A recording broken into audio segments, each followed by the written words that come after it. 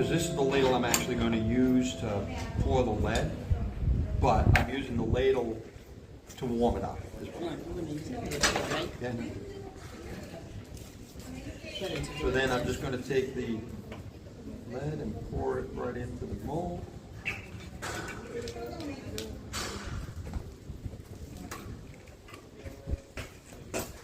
And then I open it up. There's a ball. Drop it in the water. Imagine that going inside your body. Oh, God. It's round. It's huge. And we got a musket ball. It's a little warm, but it's not hot. So that's a 69 caliber ball. That's a ball for the muskets that are in that room on the left-hand wall. Okay. So that would be fired out of that musket. And what they would do is they would actually take the ball. Solidified so quickly.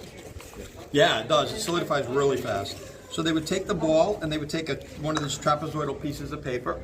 They'd cut the paper into that trapezoidal shape. And they would put the ball about an inch in from the left-hand side. They'd use their cartridge former, 5/8 inch dowel. And they'd put the ball in here and they'd roll it up really tight, twist the end. Then they would take some string and tie it off. And then here's my best Martha Stewart. Or Julia Child. They would tie it off, then they push it up and tie it off again around the ball. And what they were after was the tube, so they wanted that tube. And the reason they wanted the tube is then they would come over and they would grab their gunpowder.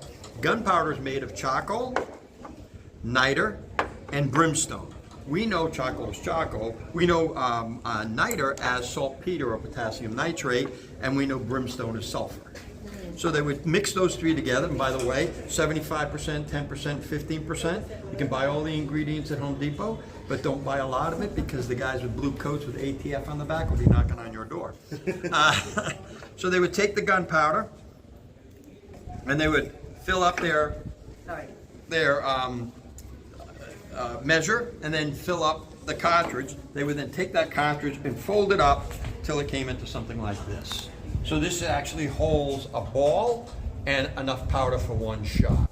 And if you looked at the beds on the room in there, there was a brown or black cartridge boxes that actually would have come across their shoulder, and inside there'd be a series of holes where they'd hold about 20 of these. They'd be stuck in to the, and then this is how they would fire the gun. Bite off an end of the cartridge, pour a little in the priming pan, turn the barrel around, pour the rest of the powder in the barrel, put the paper, the ball and all, ram it down into the barrel, and that's how you fire. How long does it take to reset? So a good soldier could do 3 to 4 in a minute. So you're talking about 15 to 20 seconds. I can do 2.5. Wow. But a good soldier who's done it a lot, they can really move. But yeah, it took a lot of time. And this is what they would use to polish their guns. So that's how they cleaned them.